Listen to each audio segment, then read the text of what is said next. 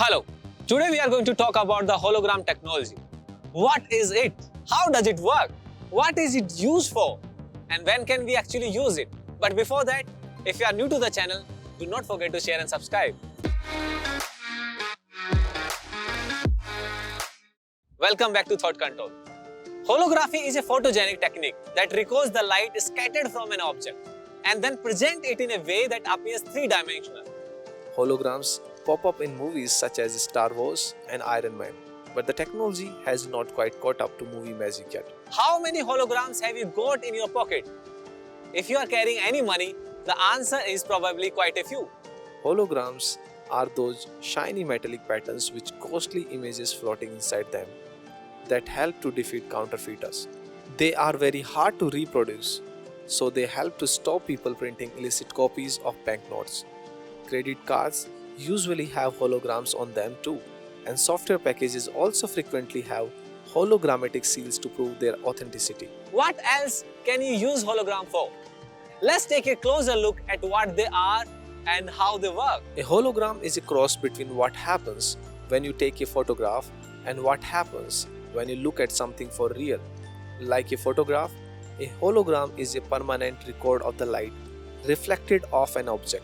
But a hologram also looks real and three-dimensional and moves as you look around it, just like a real object. That happens because of the unique way in which holograms are made. Laser light is much purer than the ordinary light in a flashlight beam. In a flashlight beam, all the light waves are random and jumbled up. Light in a flashlight beam runs along any old how, like school children racing down a corridor when the bell goes for home time. But in laser, the light waves are coherent. They all travel precisely in step, like soldiers marching on parade. When a laser beam is split up to make a hologram, the light waves in the two parts of the beam are traveling in identical waves. When a laser beam is split up to make a hologram, the light waves in the two parts of the beam are traveling in identical ways. When they are recombined in the photographic plate, the object beam has traveled via a slightly different path and its light rays have been disturbed by reflecting off the outer surface of the object. Since the beams were originally joined together and perfectly in step, recombining the beams shows how the light rays in the object beam have been changed compared to the reference beam. In other words, by joining the two beams back together and comparing them, you can see how the object changes light rays falling onto it. And that's simply another way of saying what the object looks like. This information is burned permanently into the photographic plate by the laser beams. A hologram is effectively a permanent record of what something looks like seen from any angle. Now this is clear part. Every point in a hologram catches light waves that travels from every point in the object.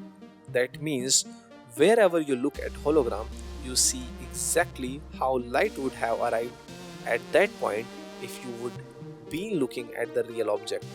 So, as you move your head around, the holographic image appears to change just as the image of real object changes.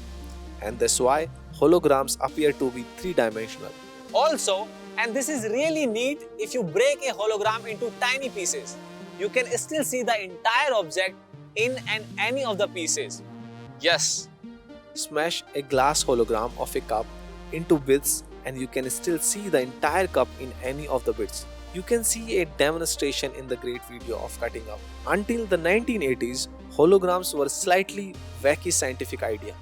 Then someone found a way of printing them onto a metallic film and they became an incredibly important form of security. Proper glass holograms look much more impressive than the tiny metallic ones you see on banknotes and credit cards, and you often see them used in jewelry or other decorative items. You can even have holographic pictures hanging on your wall with the eyes that really do follow you around the room. In the 1980s, a British theatre even projected a hologram of Laurence Olivier on a stage to save the actor, who was by then quite elderly.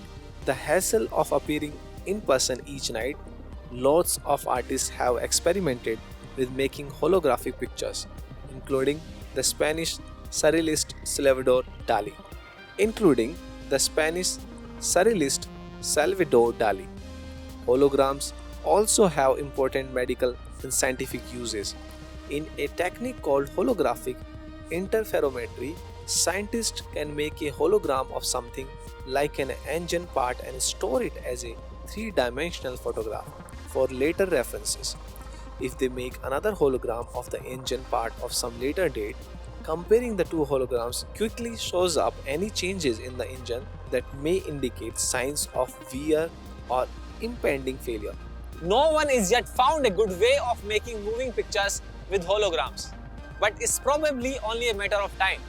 Once that happens, we can look forward to three-dimensional holographic TV and a whole new era of super realistic entertainment. Thank you so much for watching this video. If you have any feedback, please let us know in the comment section below. And do not forget to share and subscribe.